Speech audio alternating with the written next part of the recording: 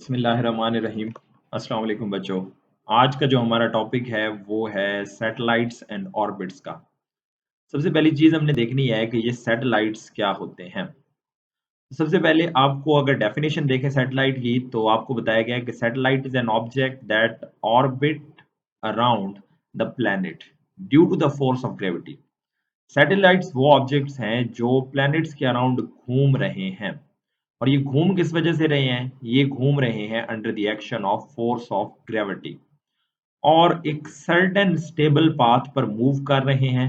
उस certain stable path को हम ऑर्बिट का नाम देते हैं।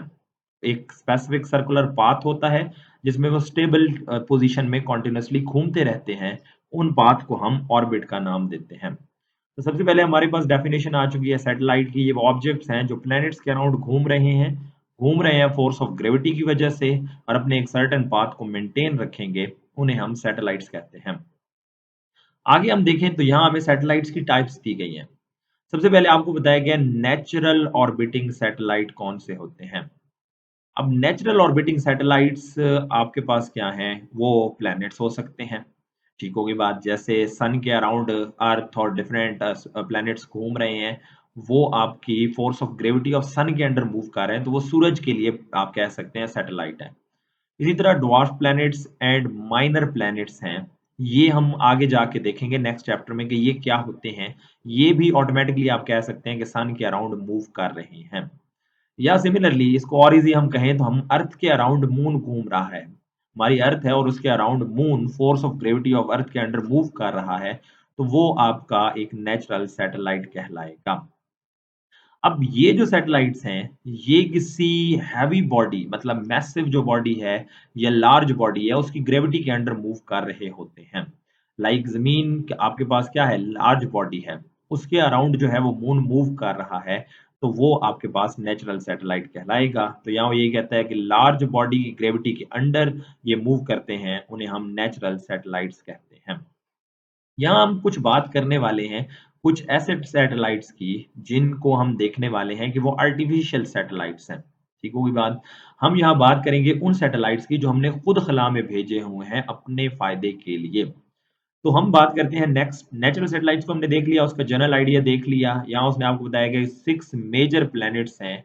हर एक के अपने-अपने नेचुरल सैटेलाइट हैं जिन्हें हम मून्स का नाम देते हैं। जैसे ज़मीन का एक चाँद है, उसी तरह बाकी सैटेलाइट के भी अपने-अपने चाँद हैं, अपने-अपने मून हैं, तो वो उनके लिए नेचुरल सैटेलाइट का काम करते हैं। अब बात करते हैं आर्टिफिशियल सैटेलाइट की। आर्टिफिशियल सैटेलाइट जैसे मैंने बताया कि हम खुद खला में भेजते हैं अपने फायदे के लिए।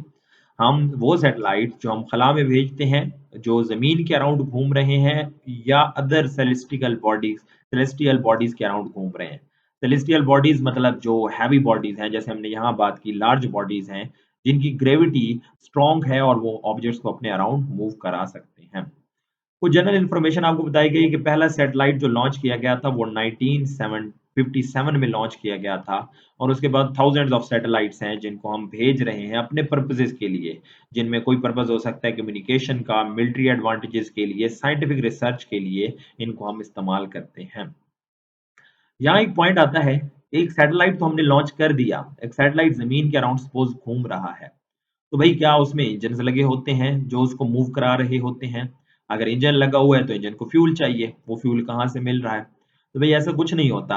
जो सैटेलाइट जो ज़मीन के अराउंड घूम रहे होते हैं, जिन्हें हम खला में भेजते हैं, उन्हें किसी किस्म की इंजन न किसी किस्म की फ़ोर्स रिक्वायर्ड नहीं होती, हमारी प्रोवाइडेड फ़ोर्स रिक्वायर्ड नहीं होती। वो क्या कर रहे होते हैं? वो gravitational pull of the earth की वजह से मूव कर रहे हैं।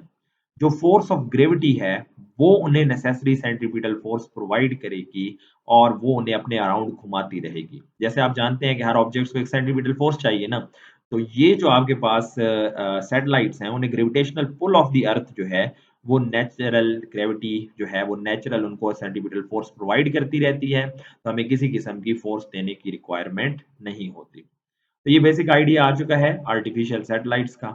आगे हम डिफरेंट टाइप्स ऑफ सैटेलाइट देखते हैं, जिसमें पहली जो टाइप हमारे पास गिवन है वो कम्युनिकेशन सैटेलाइट है।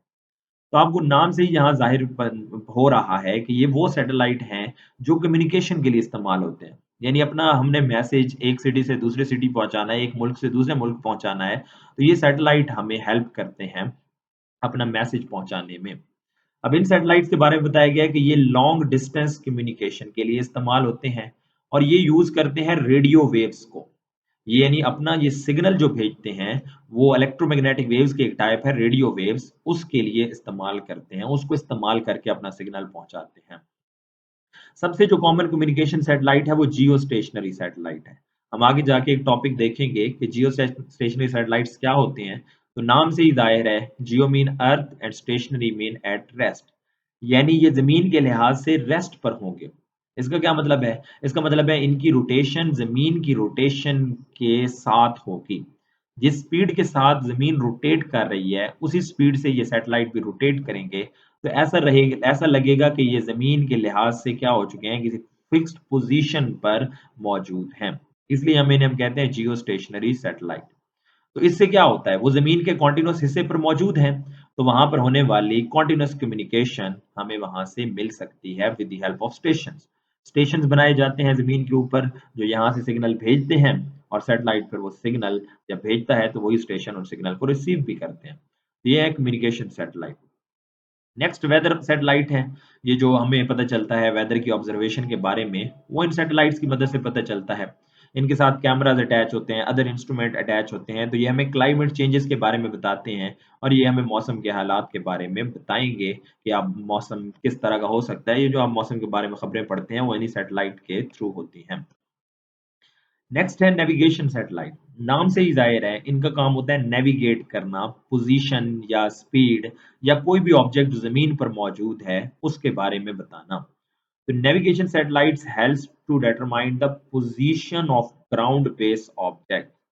वो ऑब्जेक्ट जो ज़मीन पर मौजूद हैं, ये उनकी पोज़ीशन के बारे में बताते हैं, जैसे शिप्स हो सकती हैं, कोई स्पेस के अंदर मौजूद जो है एरोप्लेन्स या स्पेस क्राफ्ट हो सकते हैं। इवन ये ऑटोमोबाइल्स के बारे में बता सकते हैं, जिनके अंदर एबिलिटी होती है रेडियो वेव्स को रिसीव करने की।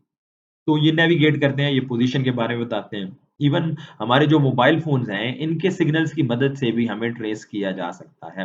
क्योंकि हमारे मोबाइल सर्टेन किस्म की रेडियो वेव्स को, सर्टेन किस्म के सिग्नल्स को एमिट कर रहा होता है, तो ये हमारी पोज़ीशंस को नेविगेट कर सकते हैं। यार अक्सर आपने मूवीज़ वगैरह में देखा होगा कि उसमें ये होता है कि मोबाइल फ़ोन की मदद से ट्रेस कर लिया जाता है, किसी भी पर्सन को। तो वो बेसिकली कौन से सैटेलाइट हो यूज़ हो रहे होते हैं वहाँ पर नेविगेशन सैटेलाइट ट्रेस करने में हेल्प करते हैं। आपको एक और इन्फॉर्मेशन बताई गई है कि यूएस एयर फोर्स जो है, उसने एक सिस्टम डेवलप किया हुआ है जिसे हम नेवस्टार नेविगेशन सिस्टम या ग्लोबल पोजीशनिंग सिस्टम कहते हैं। ये एक ऐसा सिस्टम है, ये एडवांस सिस्टम है और ये यूज़ करता है, हमने जो लास्ट कांसेप्ट पढ़ा था पिछले साल स्पेशल थ्योरी ऑफ रिलेटिविटी का, टाइम डायलेशन, लेंथ कॉन्ट्रैक्शन, ये उन कांसेप्ट्स को यूज़ करता है और ये ज़्यादा बेहतर तरीके से पोजीशन को नेविगेट करता है। इनकी तादाद 24 है और यहाँ आपको बताया गया है कि भई इसकी मदद से आप पोज़ीशन का पता लगा सकते हैं, 100 मीटर से 1 सेंटीमीटर की एक्यूरेसी के अंदर। यानी जो गलती का चांस हो सकता है, जो ऑब्जेक्ट की पोज़ीशन में डिफरेंस आ सकता है, वो 100 मीटर से 1 सेंटीमीटर तक हो सकता है। तो ये इतना एक्यूरेट पोज़ीशन के बारे में बता सकते हैं। नेक्स्ट जो हमारे पास है वो मिलिट्री सैटेलाइट हैं। अब नाम ही इस तरह दिए जाते हैं जिस मकसद के लिए इस्तेमाल किए जा रहे हैं।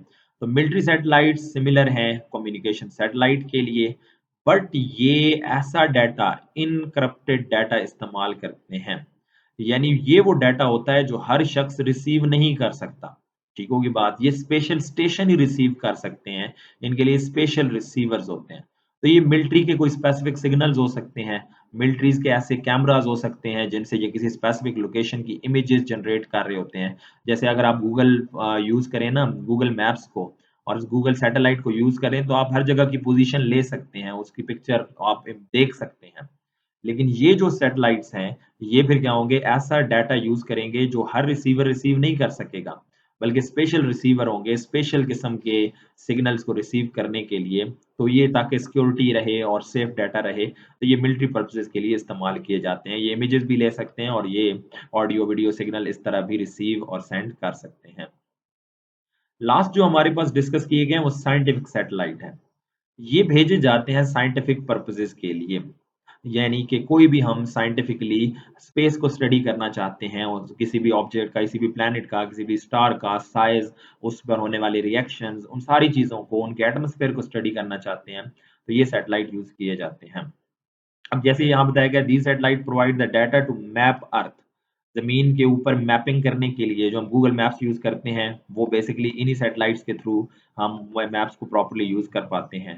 Determine the size and shape of the earth, study the dynamics of ocean.